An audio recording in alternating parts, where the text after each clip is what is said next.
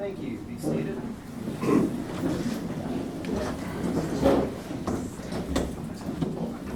Roll call. Holt. Here.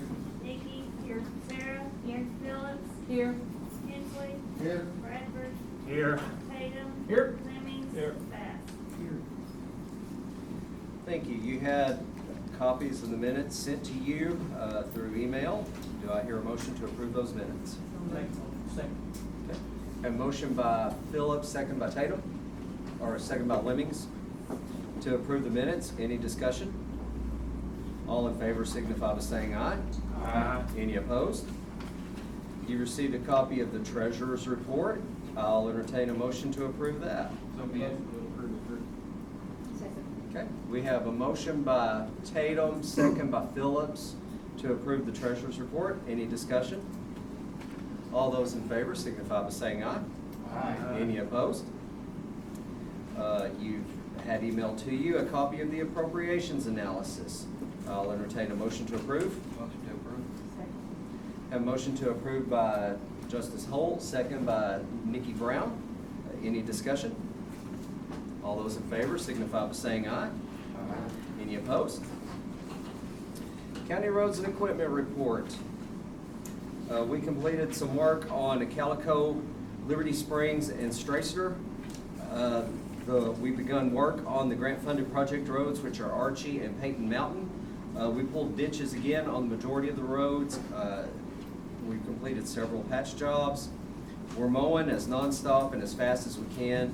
I know that's not good enough for some roads, but we only have so many mowers and so many people. We're trying to get around to that. Maybe one of these days we can afford another mower. The bridge work continues.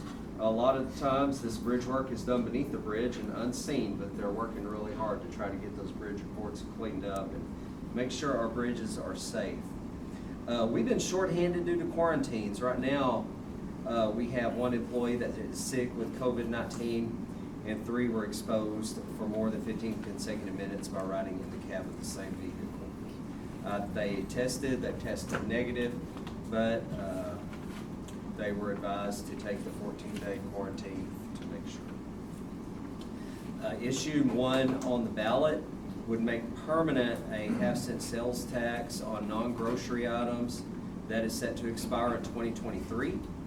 The funding generated by that tax for Van Buren County is as follows. Van Buren County roads, $470,009. Clinton City Streets is $60,643. Damascus City Streets is $8,903. Fairfield Bay City Streets are $54,490. Shirley City Streets, $6,782, for a total of $600,827. Should the issue fail, these amounts will need to be trimmed from the road and street budgets. Any discussion? Got a question? Yes. How these figures come out on this half cent, how do look like these figures? These were given to us from the Association of Arkansas Counties and the Municipal League, which was given to them from the Based off state. road miles, is it based off just percentage? It's a 70-30 split. 70% of the tax goes to state highway projects like the widening and the overlay that's happening out here and the projects north of town. And should this get extended, there's a project that'll go all the way through Searcy County. The 30% is based on population, and 30% is what the county's given. And cities. Good question. Any other questions? You have a copy of the sheriff's report. Is there any questions for our sheriff or representative of the sheriff? Sheriff Emberton couldn't be here tonight. If y'all have any questions, I'll do my best to try to answer. Randy, how we doing with the COVID stuff with the deputies in the jail and everything? So far, so good. So far, the jail, everything's been good there. We've been pretty tight with it, and so far, so good. Everything's going great. Good job. Thank you. Have we moved into phase 2 yet? No, not at this time. They advised us to stay in phase 1. So we're still phase 1. We have done a soft open on the lobby. Okay. Well, people can come in and we can take fines, and they're doing fingerprints by appointment, stuff like that. Masks required, screening done. Have they given any indication or a trigger for phase 2 or anything, or just kind of going with guidance as you get it? They did say we were working a little bit hand in hand with the way the nursing homes are working,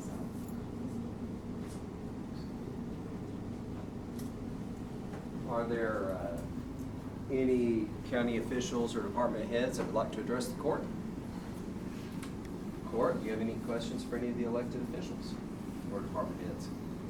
I have a question. Sure. It's kind of going backwards, but on this issue number 1 on the ballot, how did that get on the ballot? Is it placed on there by the state? It's placed by the state legislature. Another good question.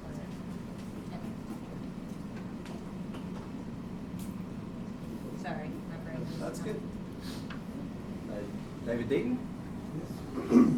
Thank you, Judge. You bet. Justice, thank you for allowing me to come tonight. I want to give an update on the hospital. We just ended our fiscal year at the end of June, and so I'll give you a little bit of an update on that. Also, our COVID pandemic response, how that's went. But before I do that, I would like to share with you a video that we just completed, and it's not been publicized yet. It's just a video talking about Ozark Health and the kind of services we provide and some of the care we provide.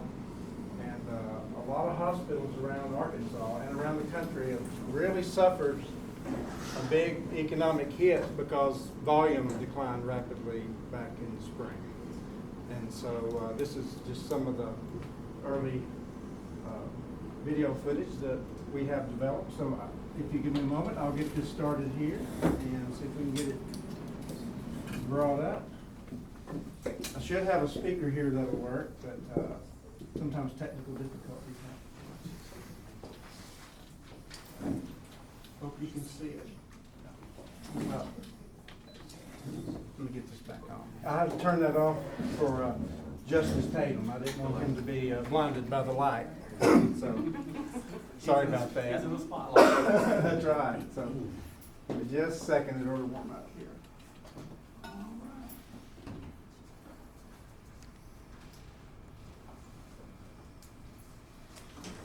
Yeah, I think we've got some.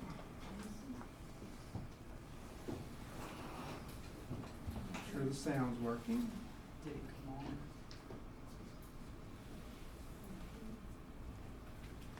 The speaker.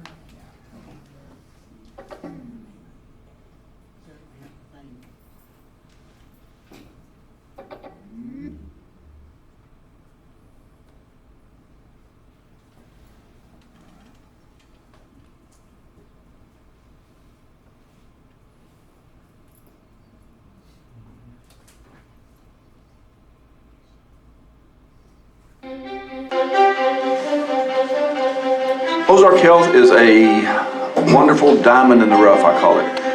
It's a small rural hospital. We're a little town. We serve a fairly good-sized county, probably the best facilities, best medical staff of any small rural area that I've ever known of or I've ever seen or practiced in. Many communities our size do not have a hospital. So we're very fortunate that years ago the people of Van Buren County made a decision to have great local health care. The quality of care that we have with our surgeons, our ancillary services, and the quality of services and the amount of services we have is kind of unparalleled in the state. I will put our hospital, our small hospital, up against any big size hospital for the quality of care. It's a real attractive thing for Van Buren County to have a hospital, a nursing home, an emergency room. Although we are small, there is not much difference with the bigger ER. They can do what we cannot do here. Why should I want to drive down there when I can come up here with people that don't treat you like a number, treat you like a person, and actually care? Living in a rural community, having access to healthcare is critical. Working in a rural health clinic specifically, I know the importance of having access to critical care, emergency services, radiology services, lab, not only just from the hospital standpoint, but as well as the local nursing home that's attached. It has been a blessing to our community. The biggest thing is having facilities nearby, driving time. If you have patients that need a colonoscopy, they can do it here. If they can get, gallbladder surgery, they can do it here. Let's imagine we weren't here. Let's imagine we dried up like some of the other rural hospitals in the state. If anyone gets sick here, it's an ambulance ride to Conway. Or Harrison, that's the closest way to get medical care. And a lot of times in acute strokes, acute heart attacks, some surgical emergencies, that's a long way to go. That's an hour and a half drive, and people die in that time. Say if you're having a stroke, you can come here, get the clot-busting medication, and then you're virtually on your way to recovery when we transfer you to another hospital, versus if we didn't have this hospital, your time is essential, whether it's your heart, your brain, whatever it is. If you don't have a hospital in this rural community, then you're wasting precious time in life and possibly not being able to get a lot of your abilities back. Certain medication should be given at a certain time interval. If this time interval is missed for many reasons, driving to Conway, driving to Little Rock, you're out of this window. This medication never can be given back, and there may be consequences serious of this not be given. When he had his stroke, if we had not gotten here in 15 minutes, he would not be sitting here like this now. When I got here, they apparently put me immediately on the table there, and they opened up the Arkansas Saves Telelink, and a doctor was sitting there looking at me. The expert in Little Rock was sitting there looking at me, and he said, give him a CT scan of his brain and determine if it's ischemic or hemorrhagic. And they determined it was ischemic, so they said, okay, issue TPA. My God, that was the thing that saved me. We have partnered with the leading cancer treatment center in the state of Arkansas, CARTI, to bring world-class cancer treatment to Van Buren County. Some chemos ranges between 1 to 2 hours to 8 hours. So when a patient is sick, diagnosed with the cancer, traveling to Little Rock, that's a 1 hour, 2 hour traveling, and spending another hour to get into the chair, and then 8 hours. That's a pretty long day for sick people. Back in the old days, you had to go south, get on the interstate, go to Conway or go to Little Rock to get your chemo treatments. My mom, for 1.5 years, was able to take them right here in Clinton, Arkansas. Big peace of mind for my mom, right here at home having things done. Didn't have to get very far from the house. It's the level of care here is so amazing. And it's the people that make it that way. Ozark Health is special. We're a family. The ER is my home away from home. I spend just as much time in the ER as I do with my own family. You walk around this hospital, you see smiles. You see people, our employees, from our janitorial staff to our house cleaning to everybody. They're here because they want to be here. Local people taking care of local people. I've been in big hospitals, I've worked in big hospitals, but there's nothing like the individual care that you get here. It's phenomenal.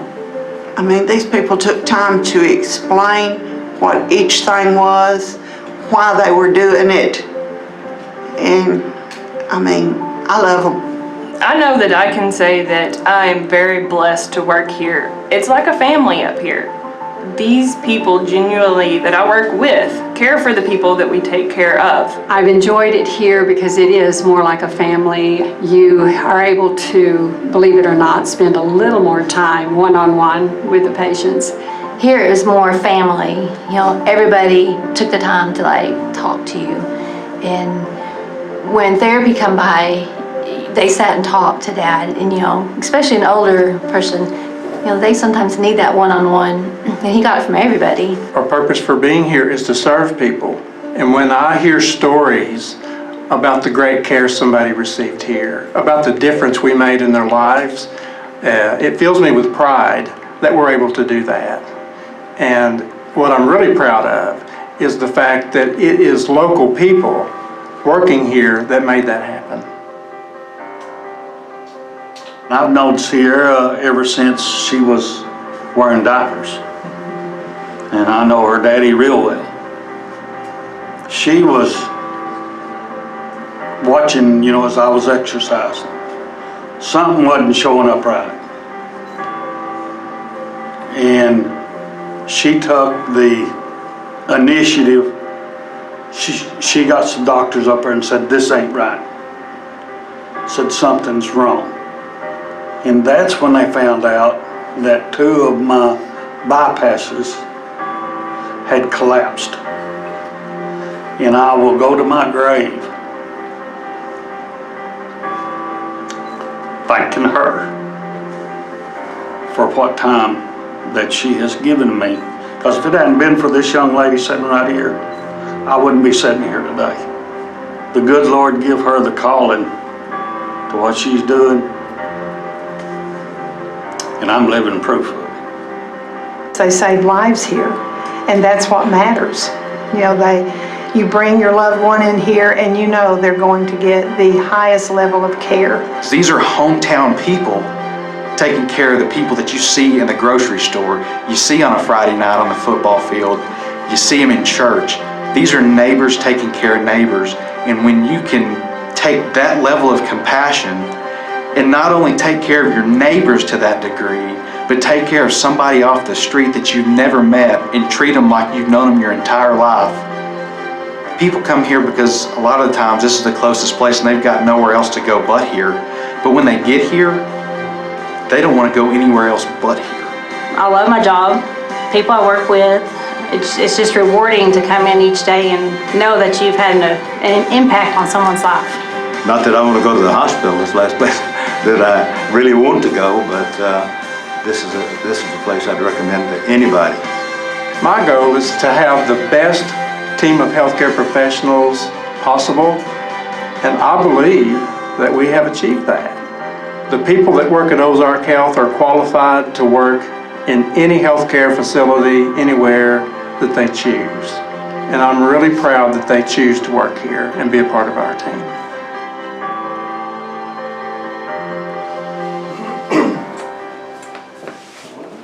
Well, thank you for letting me share that with you. Just to clarify, Debbie Tatum, her dad was in the hospital, and he was in another hospital in another town, and he could not have any visitors. He was scared, and after a few days, he was able to transfer to our hospital, where we do permit visitors. It's a hospital by hospital decision, so we made a decision not to bar all visitors, and so that was just her talking about that. Anyway, I'd like to just spend a moment, give you an update on how things are going with Ozark Health. As you are aware, we have a pandemic going on, so there's been a lot happening since especially the middle part of March in Arkansas. Arkansas hospitals, as of midnight last night, had 389 patients in hospital beds. That's the entirety of Arkansas. That is down 25% from our peak in Arkansas on August the 5th. On that day, we had 521 patients in hospital. And so we're down 25%. Of the 389 patients in Arkansas hospitals today, 196 are in ICU care, and 69 of those are on ventilators. So while we're seeing our numbers across the state decline as far as hospital admissions go for COVID-19 patients, it's still ongoing. Ozark Health, as of today, is in very good condition concerning the ability to test for COVID patients, also to provide all kinds of care. Through the pandemic, we have never run out of critical supplies and orders that is needed to run the nursing home or the hospital. A lot of that was because of planning over the past several years to prepare for emergencies. There's a great ongoing emergency preparedness effort that's been in Arkansas hospitals for several years. And so as a result of that, hospitals throughout Arkansas have been able to stockpile emergency supplies to prepare for a disaster or an emergency. Of course, we've had one. Many people could not order and get personal protective equipment. Sometimes it's just impossible to get. And we were very fortunate to have had a stock of that. We never ran out. Testing capacity, we have the capacity today to test as many as 350 people for COVID if we needed to do that. To date, this year, we've tested about 750. So we expect that our current supply will take us through up to the end of the pandemic, whenever that is. We do have another 350 capacity that's coming and should be on site next week. So that would put us up to about 650 tests, minus what we've done between today and next week when we get our replenishment of testing supplies. Several weeks ago, Ozark Health developed rapid testing capabilities. So we could do a test between 15 and 30 minutes. Before that, it was 2, 3, 4 days or longer. And so since we've started doing the rapid testing, about 80% of our tests that we conduct are actually the rapid test. We do have some send-out tests that we do, but the majority of them are rapid tests. PCR tests are the tests that are sent out. There was some concern early on with rapid testing as to its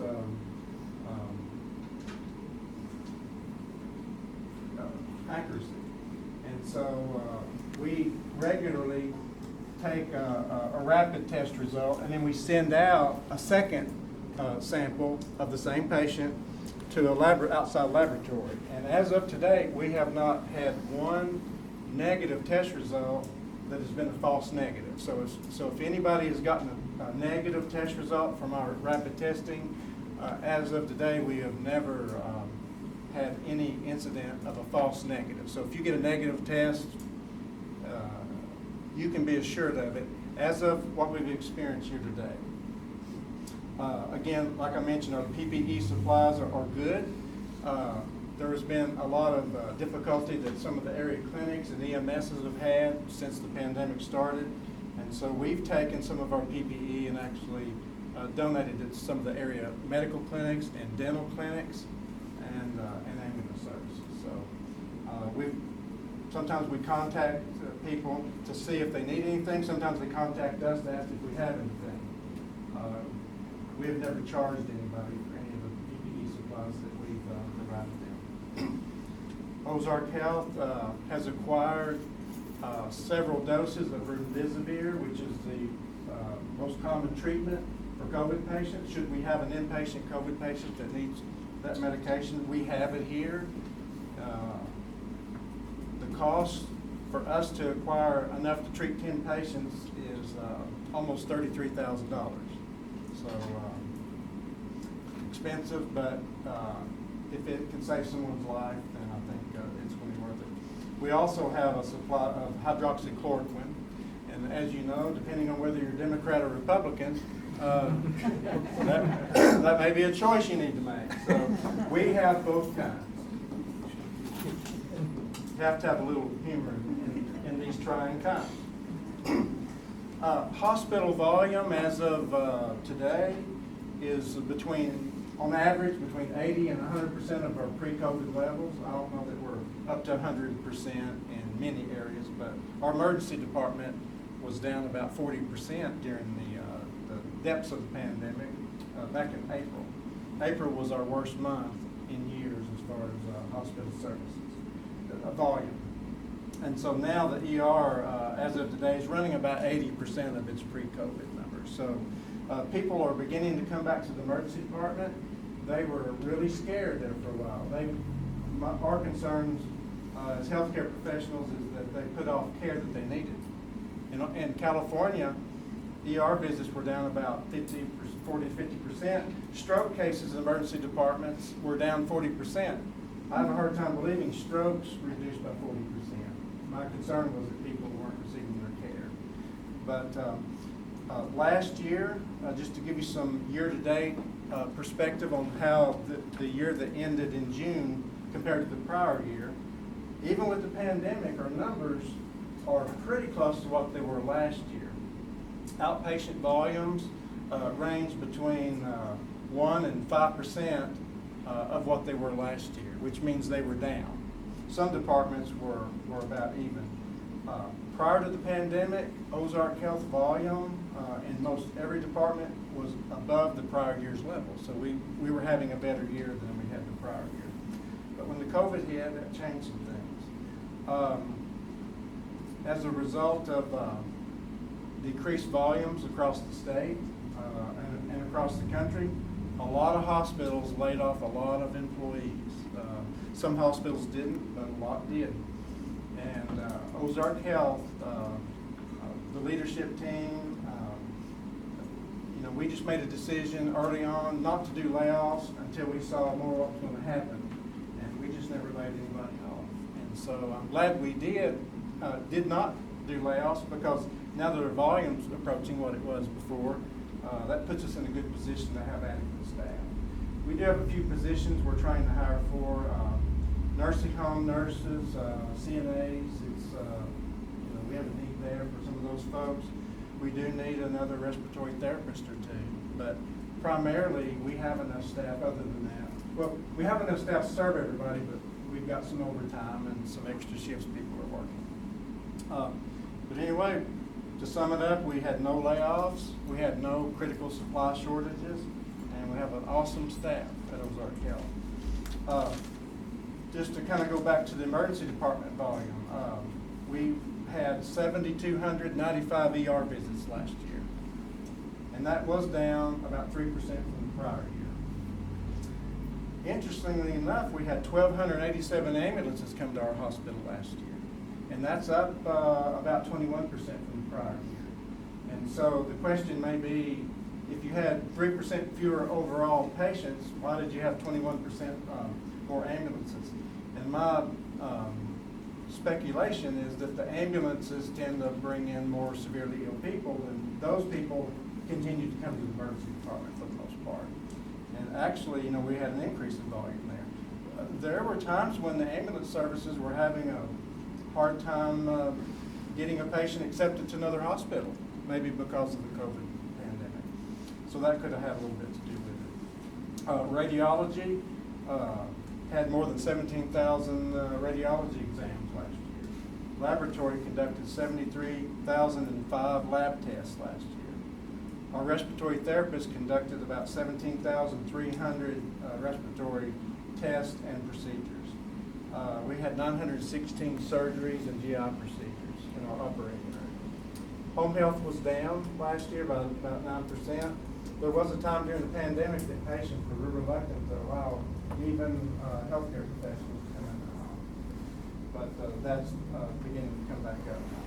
The nursing home ended with a census of 77, and that was an increase of 5% over the prior year. As you recall, we had a flood in 2018 that resulted in a lot of flood damage, and we had to close off sections of the facility while we were effecting those repairs, and that served to bring the census down.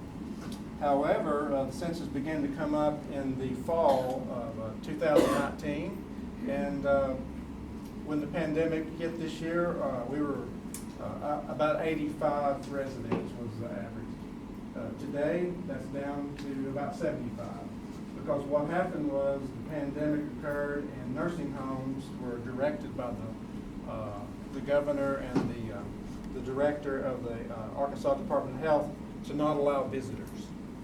And at that point, admissions really slowed down. People were real reluctant to place a loved one in a nursing home when knowing they could not have contact with them, except through looking through the window or FaceTime visits or telephone calls.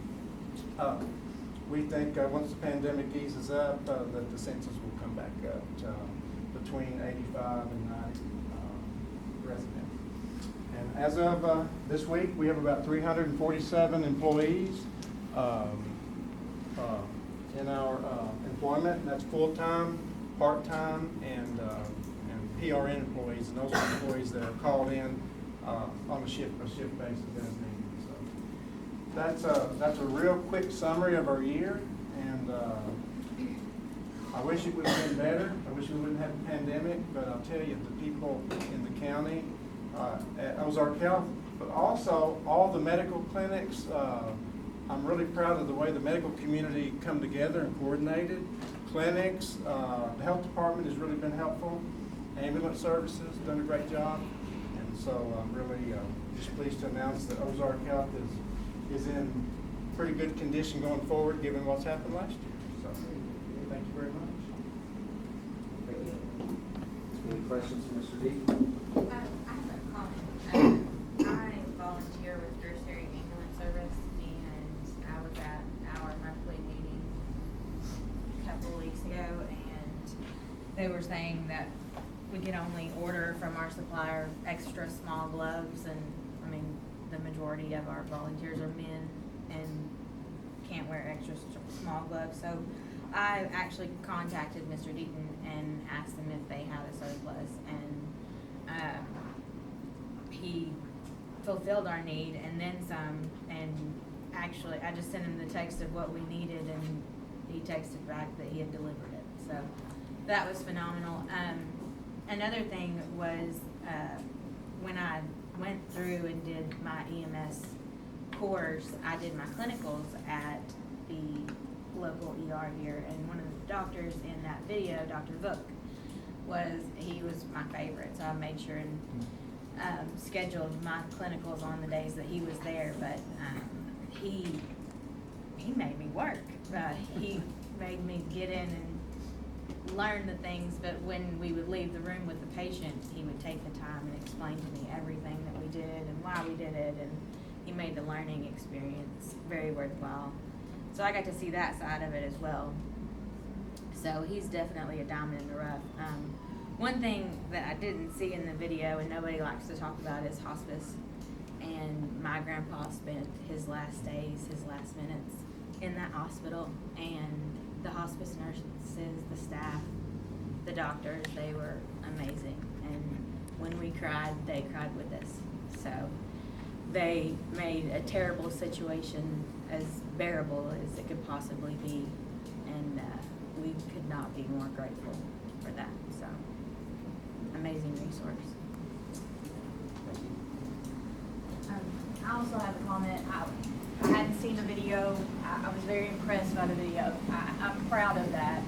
And I've talked to Mr. Deaton recently. My grandmother, during this pandemic, had a heart attack, and we're dealing with the realities of congestive heart failure. And you forget that feeling of urgency when you need help and you need it then. And so we've dealt with that a lot in the last couple of months, and having Ozark Health in the way that we have been treated. And most of the times we've ended up going on eventually to another hospital, and during these strange times you can't see them, and we're prepared for that now. But being able to have something close in the way that we've been treated, and just, it had been years since I had felt that urgency of when you need it now. And so I have been very much reminded how good it is to have this hospital this close. Myself, I got a comment and a question. One is I too have had a good experience at the hospital and the nursing home. My father was in there for the last of his days, and I couldn't ask for better care. I've been in the EMS field for a long time, and I think it's excellent care, and I also believe in the hospital. I believe that it's the major infrastructure of the county, or one of, and I've never been treated wrong up there, let's just put it that way. But I do have a question, is there's a lot of people that don't feel like that. And what is the hospital doing to try to talk to some of the people that's out that has these concerns? I know when we were talking about the tax and everything, it was brought up that you guys may have some type of community forums or something where people can come and ask questions, because there's nothing like of course the COVID stuff hit, and I understand that, and I don't know how to go around that. Of course, this is the big social media era, I guess you might say, and I'm not always on board with that, but if you do get on social media, there is a lot of negativity out there about the hospital. I'm not saying I feel that way. I'm just saying, you know, these people deserve to be asked questions, and I'm not sure how to address that, you know, but I think it's up to the hospital to address those concerns to the people of the county, especially if it's going to be their tax money that's, you know, put out there. So, you know, I don't know what the answer is, but now with the COVID stuff, but, Well, you know. I've addressed a number of groups since then. So just because I haven't addressed one group doesn't mean that I'm not going to. And so we've talked about having town hall meetings for the public. Of course, you know, there's a lot of concern there with, I mean, we still have people that will not come to the hospital for emergency care. And so we're discussing having that, maybe some virtual town hall meetings to address that. But I'm scheduled to be some places over the next several weeks. And so I imagine I will, but if any group would like for me to come address them that I don't reach out to, they're free to contact me and ask me to do that. So, one of the things I'd like to address with Justice Brown is she talked about her which family member was it? Your grandmother? And you know, she was transferred to the hospital. There's a misconception that everybody that comes to our emergency department gets transferred to another hospital. Over 88% of all the patients that come to our emergency department actually receive all their care there. And either they're discharged home from there or they're admitted to our hospital. A little under 12% this past year were actually transferred. So the vast majority, almost 90% of all the patients that come to our ER over the last 2 or 3 years have received all of their care there and not been transferred. Obviously, if they're having a stroke, we're going to treat them, and you know, we are a stroke center participating with the Arkansas Saves program, and we have, as General Crocker described there, we have the ability to connect with UAMS and connect with a vascular neurologist wherever they may be. Sometimes they're in Little Rock. The times I've observed it, the neurologist has been in Fort Smith. So they're from all over, and they communicate with our emergency room physicians and staff, and we conduct the CT scan, all the lab tests, and if it's an appropriate case, we'll administer the TPA clot-busting drug. Many times by the time the patient has gotten to their destination hospital for their follow-up care, as they will need, many times their symptoms have partially or completely resolved, which means they've got movement, and so that's what General Crocker experienced. So by the time he got to this destination hospital, his symptoms had almost all gone away, and that kept him from being permanently disabled. I mean, I don't know if he drives or not. I think he may, and he's up living life. So, but I just wanted to address that with you because there is this misconception about all they're going to do is transfer you to another hospital, and that is simply not the case unless it's appropriate.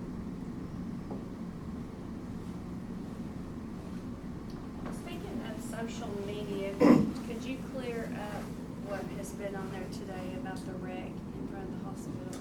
I don't know about that. I knew there was an accident there, but I have no details on that. So. Well, on Facebook, some are saying that the hospital refused to take them or refused to let the helicopter land. Well, there was a helicopter or 3 that landed there today. 2, yes. Yeah, I think they had to call. I think the first, I think there was a call made to see if they could land there. I do know what I don't know about Facebook, but I just seen it on Facebook. It was on the radio. And I wanted it cleared. So, Right. I don't know what that situation is. I don't have the details on that, I'm sorry. But as far as refusing to let somebody land, that would not have been the case. Unless there was already a helicopter there. You know, obviously, there may have been a bird sitting there on the pad or something, but I'm not aware. I think the call come in as the ambulance told 911 to get a hold of them and tell them to land the helicopters at the hospital, and they said that they'd have to get approval first before they could land there because they weren't allowed to land there on the radio. Now, what all that is, I don't know. Right. Well, but I'm just saying. I don't know anything about that, but I'll certainly look into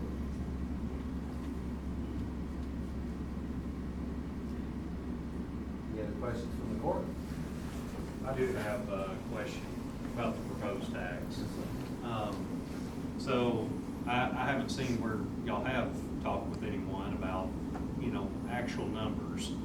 You say what you might need, but I'm sure if it's actually needed, if y'all can come up with some real numbers as to what your budget is and what this tax is actually going for, you might get some support, but I haven't seen any kind of public forum, anything. And when you say, you know, the COVID, yeah, it's kind of hard to do a public forum, but if you need the money, let's do a public forum, let's distance everyone, let's get some real numbers before we just throw a tax in on a community that's already kind of hurt financially. You know, I know y'all's numbers have been down. Everyone that does business in the county's got numbers down. So, you know, this is just kind of salt in the wound, asking for more money. I love our hospital. I've been to our hospital, and there's some wonderful people there, but without some real numbers, you're just saying, hey, we need money, give it to us, and we haven't seen where you're actually needing the money, you know, because it is kind of a bad time to be asking our residents for some more money. Well, I would like to clarify something. The present 1% sales tax that was used to construct the hospital and expand the hospital recently, when that tax goes off, that's a 1% tax. And then that 1% would go away. If this tax is approved by the citizens, actually, if that happens this time next year, the sales tax in Van Buren County will be exactly the way it is today. So it's not a tax increase. But I understand. Yeah, but it's sure not a decrease. I understand your point, yes, sir. So, I mean, at a bad time, you know, and like I say, some real numbers might actually help your case a little bit. Thank you.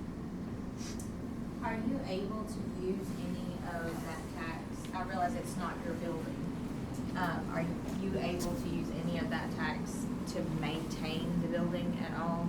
That's my understanding. It would be used for maintenance or capital needs of replacing the roof. Some things are considered maintenance, replacing motors. I mean, we have motors throughout the building that when they go out, they're several $1,000s each, you know.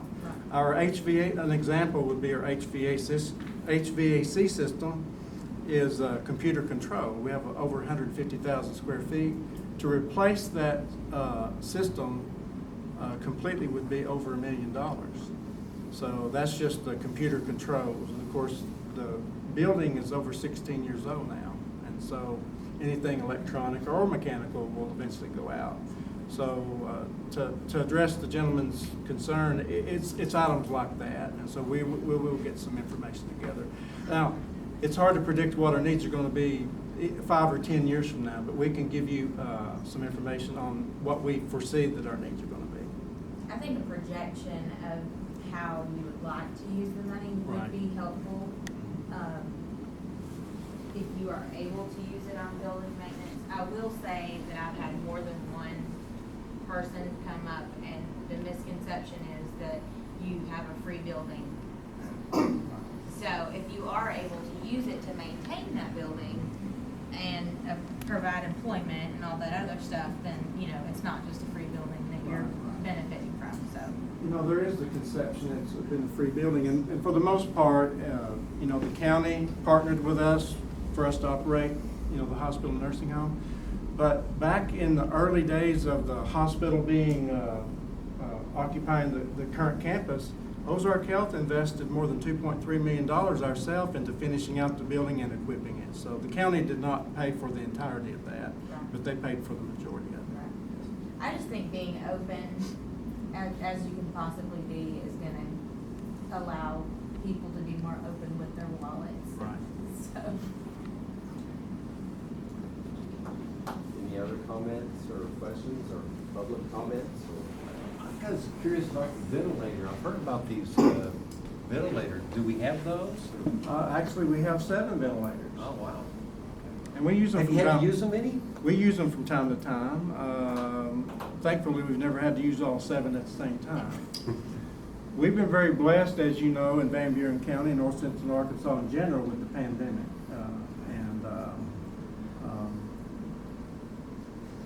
it's just not been necessary for us to use them for a COVID patient. But they're there if we need them, and they're there, you know, and if another hospital had a shortage of ventilators, obviously we would enter into the sharing with them.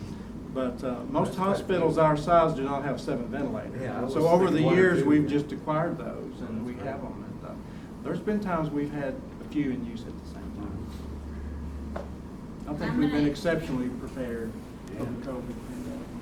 Yes, ma'am. I'm gonna end with this, I'm not gonna say anything else, I promise. Whether you're for or against the tax, I realize it's money out of your pocket, but I think that it is a good resource for our county. Everybody wants to see Van Buren County grow, but you have to consider that with growth comes expenses. And 347 employees, that's a lot of employees. So that's a lot of people spending money in our grocery stores, at our gas stations. So if you want this county to grow, you have to have the resources. That's just the way that I see it. So. Any other comments about the hospital? I'll say one thing. Do we have any figures on how many COVID cases we have in Van Buren County at this point? I have not checked that today. 17 active positive. The county judge has generally been a better Yeah, expert on that than I have. From a day-to-day If you couldn't tell basis. me, I was gonna ask him. Yeah. We're down to 17. Yes, sir. Just one thing about the nursing home in particular. My wife's father is in the nursing home, and we see him every day through the window. I don't know if there's any other people that are seeing their relatives every day, but we are. And the staff over there are phenomenal. They are just phenomenal. We call normally about 8:45 every day. I think they actually sit by the phone and wait for us. And ask, you know, can you get him ready and get his headset on? We have a little microphone he talks into, which makes things so much easier. And his hearing aid out, or otherwise they talk to each other and you can't hear. But we've had no problems. We had one visit inside, and it did not go well. And the reason being is because Dad can read lips. With a mask on and 8 feet away, we were more than 6 feet. He couldn't understand what we were saying. And he was having some trouble with hearing also. So we don't do those. It's better to go right there to the window and we can touch him on the glass, you know. But I wanted to thank Mr. Deep because the staff there are phenomenal with us, and I'm sure they are with the other families that show up for window visits. But it's a really great thing. They need this. The patients need to see people. Any other comments? I appreciate the opportunity to talk to you, and I'm just going to sit here and I won't take much of your time. However, I enjoyed the presentation and everything from the hospital. I've got a few concerns. There's a lot of fine people, as everybody knows, that's had received service or medical treatment up at the hospital. Am I not speaking on? Did you tell me? Okay. There's a lot of great people that work up there. Great employees, point of care people and everything. I've received service there. I've got friends that work there. I've had family that has worked there in the past. There's great employees that do a great job for our community. However, one of the unfortunate things that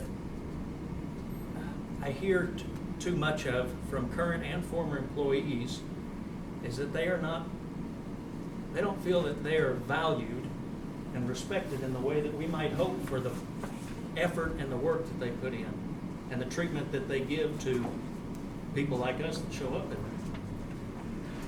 I am from their administration, obviously.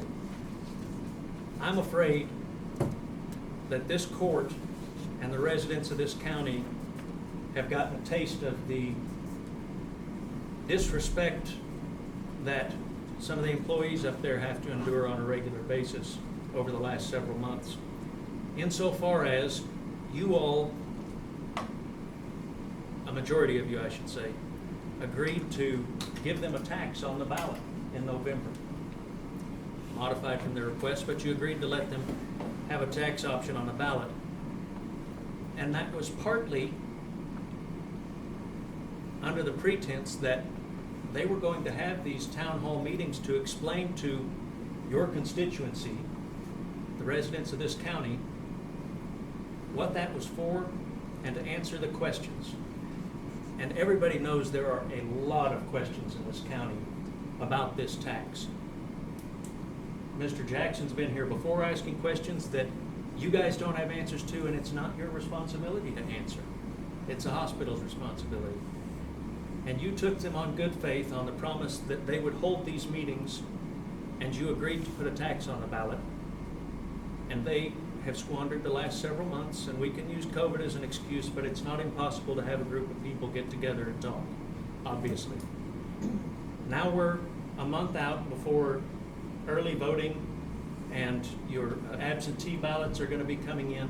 There's no time to cobble together something. The last time that Mr. Deaton was dispatched up here, I did as Mr. Tatum suggested, go to the hospital. I went to him and asked a couple of questions to which answers were not readily available, which I completely understand. So I said, who do I contact? He told me at that time, at this meeting, that I couldn't contact anybody, that I would have opportunity to ask these type of questions at these town hall meetings that he was working with the fire departments to get organized. Now that hasn't happened, and he claims to have had some meetings with some groups somewhere at some time that evidently nobody else seemed to know about here. I'm concerned that this blatant disregard for what they said they would do, what they promised you and really the residents of this county they would do, shows a lot of disrespect, if not contempt, for the residents of this county from the administration. I differentiate between the administration and the hard-working, respectable employees that are at that facility. I hope that if this tax fails, if this tax proposal fails in November, and they were to come back to you yet again in another 6 months, I hope that you will remember the disrespect and the contempt that they have shown to you, to this court, and to your constituency, the residents of this county, if they come wanting more money from us. Because it was out of order, I'm sorry. They made an obligation, voluntarily obligated themselves to it, and they chose not to fulfill that. And there are rumors and questions in abundance to which we cannot obtain answers currently. So I hope that this is not forgotten. But I appreciate your time. Thank you. New business. Our first ordinance is sponsored by Justice Holt. Be it enacted by the Court of the County of Van Buren, State of Arkansas, an ordinance to be entitled, an emergency ordinance amending ordinance 2020-10, wage amounts for the election commission to add payable duties of the election commission. Whereas ordinance 2020-10 states the amounts that each election commissioner should be compensated per meeting, and whereas this ordinance is to add the payable duties for the commission, whereas a commissioner that attends a commission meeting that requires all 3 commissioners to attend requires a vote, a ballot draw to certify an election, or any other meeting required by the state will be considered paid meetings for an election commissioner. Now therefore be it ordained by the Court of Van Buren County, Arkansas, that ordinance 2020-10 be amended to add the payable duties of the election commission. Emergency clause, it is imperative for county operations to continue smoothly, effectively, and efficiently. Therefore, this ordinance being necessary for the protection and preservation of public health and safety, an emergency is hereby declared to exist, and this ordinance shall be enforced and shall take effect upon passage and publication. We approve this ordinance. We need to read it 3 times. Do I hear a second? Second. Okay. This ordinance has been made by Justice Holt, second by Justice Tatum, and this has an emergency clause on it, so it's a one-time. Okay. It's a one-time with a 2/3 vote for passage. Discussion. Have we had difficulty already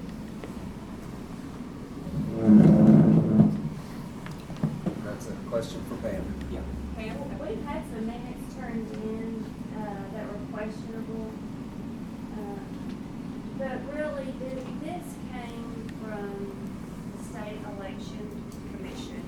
So that this is how it is, but we really needed to have it in an ordinance. Okay, so this is just to put what a meeting has to consist of? Yeah. Okay, to go in the minutes. Okay, is there any limit to how many meetings we can have, or they can have? Well, y'all passed an ordinance, it's $100 for 10 meetings and $25 after. Okay. So, was that money not already spent for this year's budget? That line? We got some money back from the primaries, which, Okay. So are we gonna have to transfer any money to compensate for these meetings? no, not these meetings. We will for phone, internet, and stuff like that. You have an ordinance in here tonight for that. Yeah. But their pay, what we got back still carries through. Should.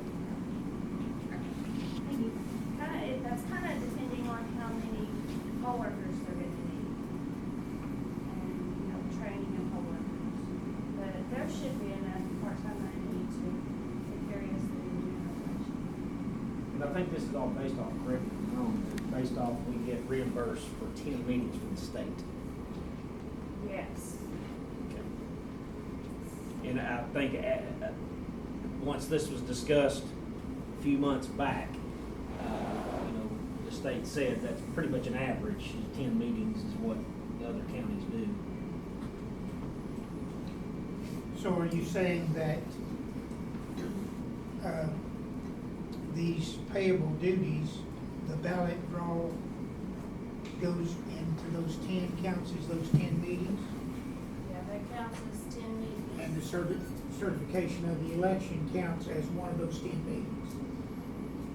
And if they've all been used up, then they're only gonna be paid $25 to do these duties? Yes, that's what y'all passed before. But what does the statute say that they're to be paid? You can pay them anything. You can pass an ordinance to pay them anything. The state's only gonna pay us back so many, and so much. So it was my understanding that the state recommended the $100 per meeting, correct? For 10 meetings. For 10 meetings. That was the recommended rate of pay. And that's why we voted. That's where we got that number. Yes. Well, this is for meetings requires all three commissioners to be there, right? Okay. Well, what other meetings you gonna have there? Well, what about like making up the ballot and all that? Making up the ballot and all? And then require all three? Yeah, I think Mr. Will done the ballot, but, And the other two wasn't there? I don't know. We'd have to. Sometimes, Amy's always there when I'm there. Why she always there? Why? Yeah. So she can know what's going on? Not required she should be there. Well, why is Amy always there? Because I call her and then ask her to come down? Okay. It's just for 10 meetings. What's that? That's for 10 meetings. Yeah, well, we haven't concluded, every one of them has not been a meeting. We haven't put in minutes for every one of those times that we've been together working on different things. We spent a lot of time in that office that has been totally uncompensated. Okay. Thank you. Hours and hours and hours. Yeah, but Uncompensated. if you're making the ballot, then I don't know. If this Well, is- sometimes I've been in there working on stuff like, for instance, I was in there yesterday again for a few hours to ensure that the ballot was going to get here for the deadline, which I think it did, but I don't know if it did. It didn't make it. It'll be here tomorrow. They should be shipping it out overnight to get it here. So what I'm understanding is if he was in there and he was making the ballot, Then he should be paid for that. right, but if the other two weren't in there while he was making the ballot, he's not gonna get paid for that? Yes, he'll get paid for making the ballot. Okay. If the other two wasn't there, then they won't get paid. But y'all had a meeting, that same day that you were working on the ballot. Yeah, on some of the times. There have been some times we were all together and worked on where Philip can't make it every meeting because he's a census worker. And so I don't force him to get in there for every meeting, but I let him know what's going on. Right. And again, every meeting, every time we've been in there working on ballots, we haven't put in minutes in and we haven't made it an official meeting, just worked on the I got ballot. minutes on that. On some of them, yes. How many meetings have y'all had? I mean, Officially 4 meetings, I think, Maybe 5. maybe 5. I don't know. 4 for sure. I'm just confused about the wording. I was just saying if he was in there making the ballot, he should be paid. And what I'm understanding is that if the other two commissioners weren't present, he wouldn't get paid. Understand this too. We know that there's only a limited amount of money in the budget for the election. Right. So I have purposely been doing whatever I can do to save money Well, I appreciate that. to make sure that we can do this election. And so I haven't tried to get anything for every one of the meetings. Right. And actually, he's the first commissioner ever to make a ballot. It's always been a coordinator, or I did it for the primary. And he's done, for the first time, he's done a wonderful job.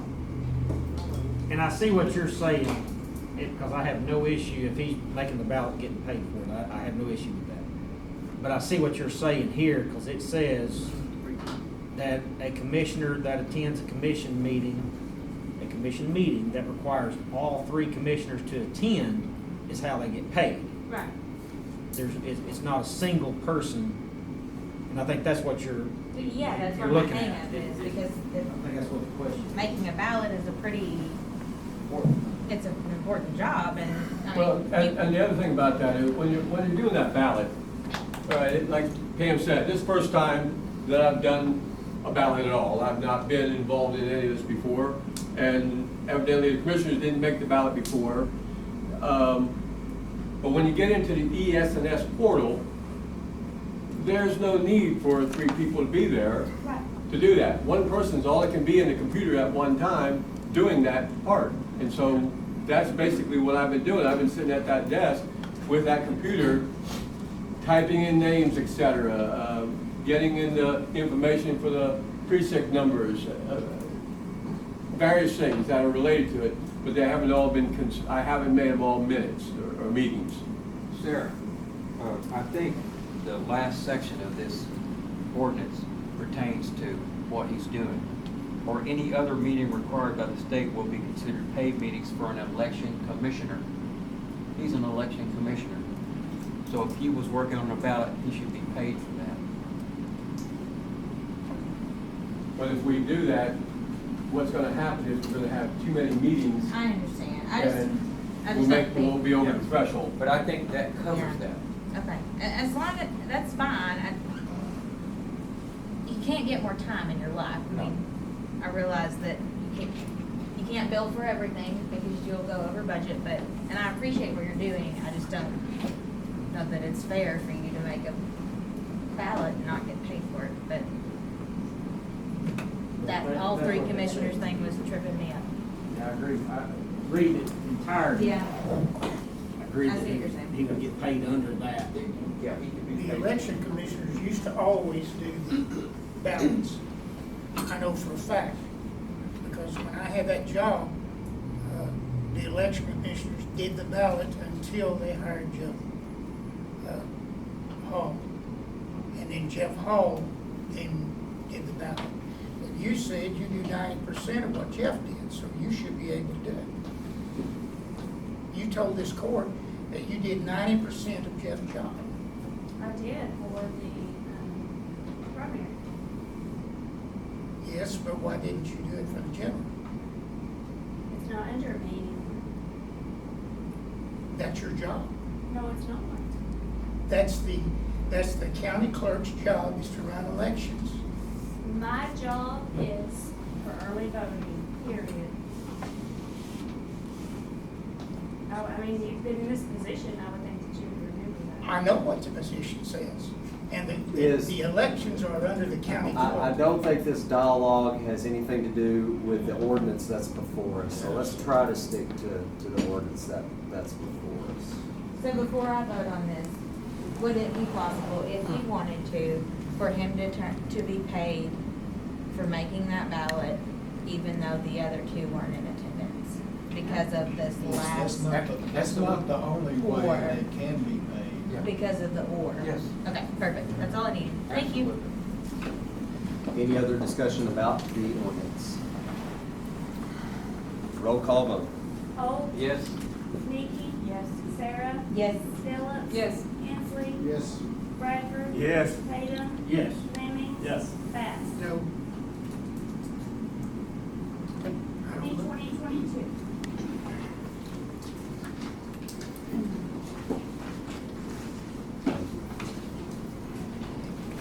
Our next ordinance is sponsored by Justice Phillips. Being enacted by the Quorum Court of the County of Van Buren, State of Arkansas, an appropriation ordinance to be entitled, an appropriation ordinance to transfer and appropriate monies back into the assessor and the OEM budgets for bills that were paid for 911. Whereas $761.89 was paid from the assessor's budget for 911 phone bills for the months of January through April 2020. Whereas $761.89 will need to be transferred from the 911 budget 3020-501-3020 phone fax and appropriated into the assessor's budget number 1000-105-3020 phone fax to refund those monies. Whereas $4,218.44 was paid from the OEM budget on 2/6/2020 for the Chimes VFD generator claim 322 for 911. Whereas $4,218.44 will need to be transferred from the 911 budget 3020-501-9999 transfer out and appropriated into the OEM budget number 1000-500-3104 special projects to refund the monies. Now therefore be it ordained by the Quorum Court of Van Buren County, Arkansas, that Section 1, $761.89 be transferred from the 911 budget number 3020-501-3020 and appropriated into the assessor's budget number 1000-105-3020, and Section 2, $4,218.44 be transferred from the 911 budget 3020-501-9999 and appropriated into the OEM budget number 1000-500-3104. I move we accept this ordinance. Second. It's been motioned by Phillips, second by Lemmings to adopt this ordinance. Discussion. Was this just a mistake, or Uh, how did that? The $4,218.44, that was for a generator for a repeater that was inadvertently charged to OEM and it should have been charged to 911. That's a pretty easy mistake to make. I'm not sure about the other one. The other, somehow the phone money didn't get put in the 911 budget.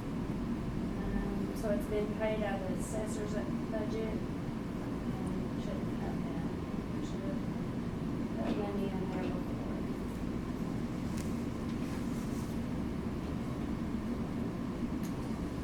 Any other discussion? Roll call vote. Holt? Yes. Nikki? Yes. Sarah? Yes. Phillips? Yes. Hensley? Yes. Bradford? Yes. Tatum? Yes. Fleming? Yes. Bass? Yes. 2020-23.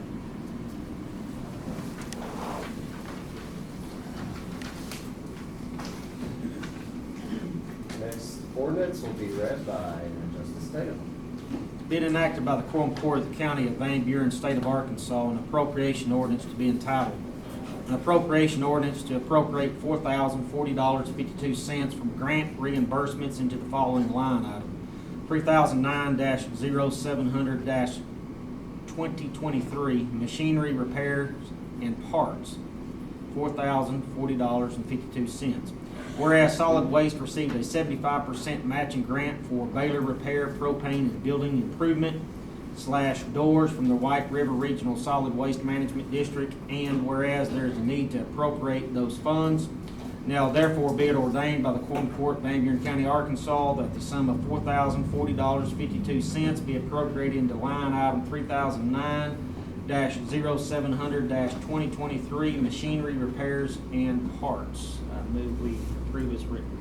It's been motioned by Tatum, seconded by Holt to adopt this ordinance.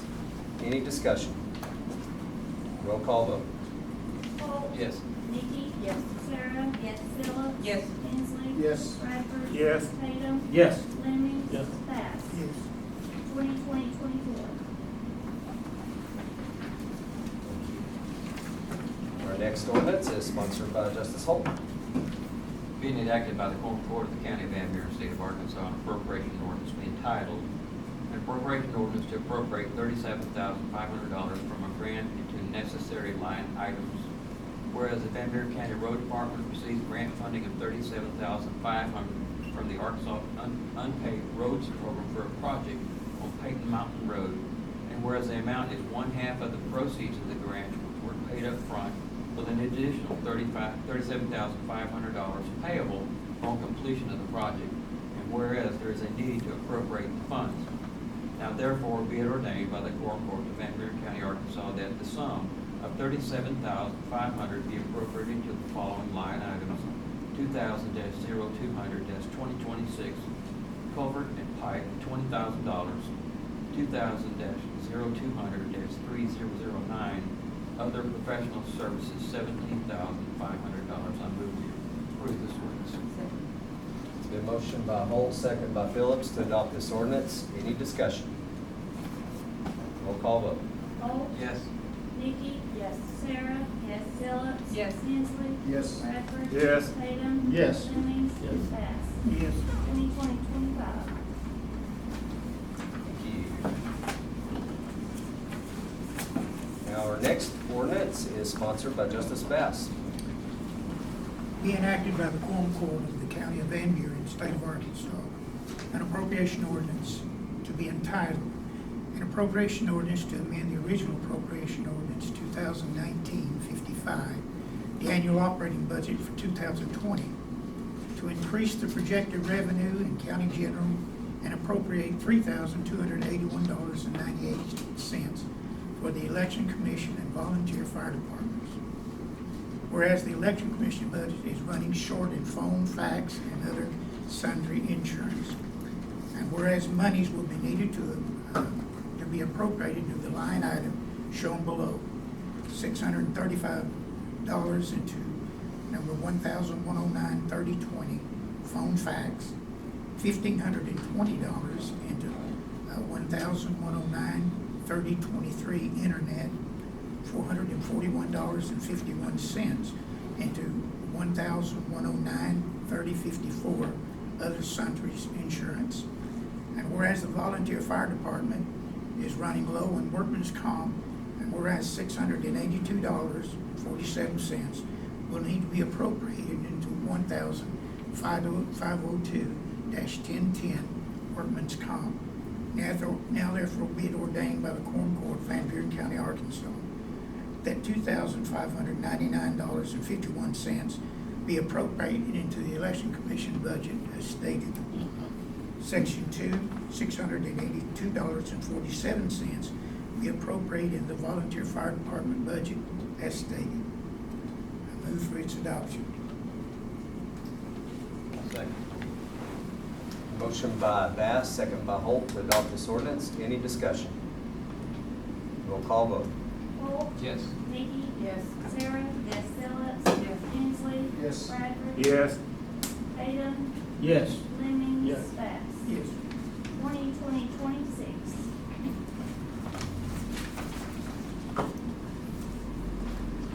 Next, we have a resolution that is also sponsored by Justice Bass. Be it resolved by the Quorum Court of the County of Van Buren, State of Arkansas, a resolution to be entitled, a resolution authorizing the county judge of Van Buren County to apply for a grant on behalf of the county.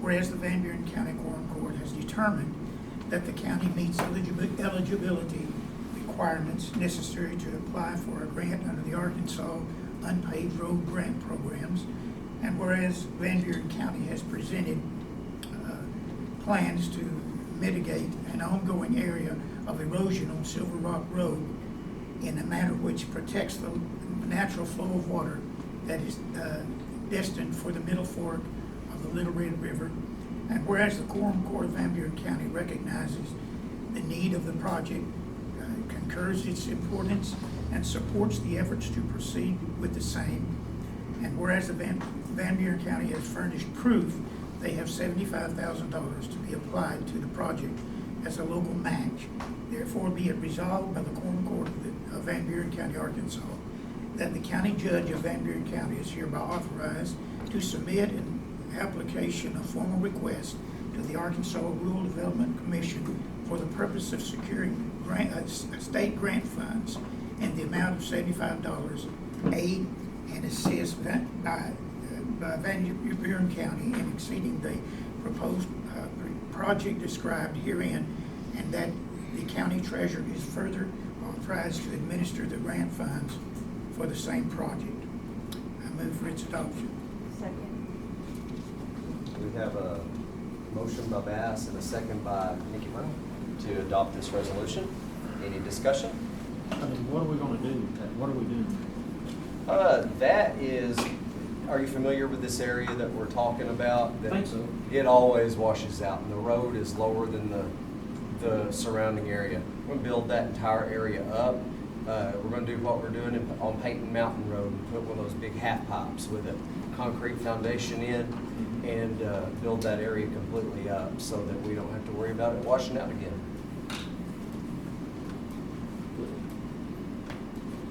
Any other discussion? Roll call vote. Holt. Yes. Nikki. Yes. Sarah. Yes. Phillips. Yes. Hensley. Yes. Bradford. Yes. Tatum. Yes. Lemming. Yes. Bass. Yes. 2020-21.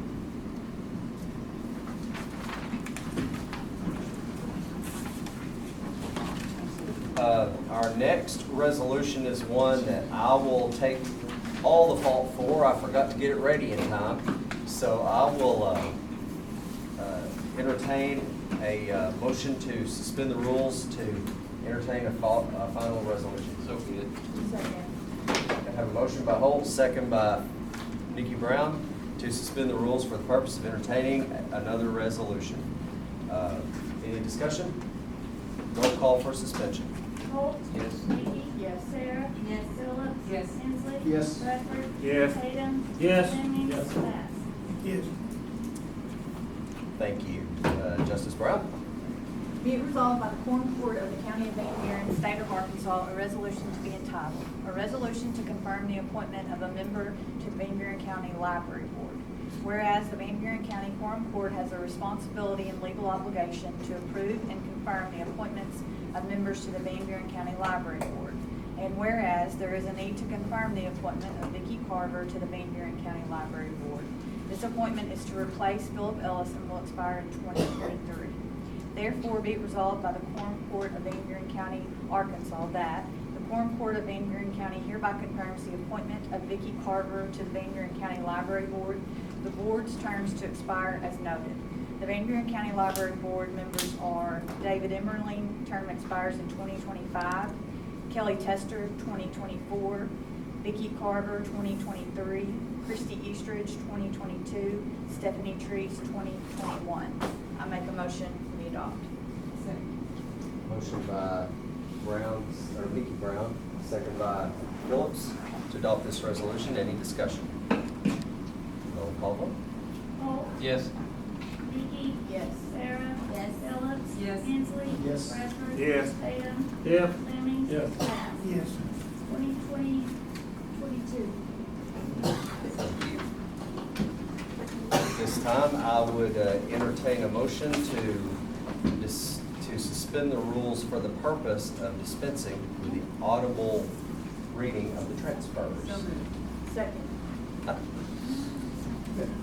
The motion to suspend by Phillips, second by Nikki Brown. Any discussion? Roll call vote for suspension. Holt? Yes. Nikki? Yes. Sarah? Phillips? Yes. Hensley? Yes. Bradford? Yes. Tatum? Yes. Fleming? Yes. Bass? Yes. Okay. This time I entertain a motion to approve the transfers. Make a motion, we approve the transfers as written. We have a motion by Justice Holt, second by Justice Phillips to approve the transfers. Any discussion? All those in favor signify by saying aye. Aye. All opposed? Thank you. I guess that completes our business for this evening. Look forward to meeting again next month. You're adjourned. Or do I hear a motion to adjourn? Got Second. remind everybody, budget meeting the 29th, Budget meeting the 29th, 6 o'clock. 6 o'clock. Thank you.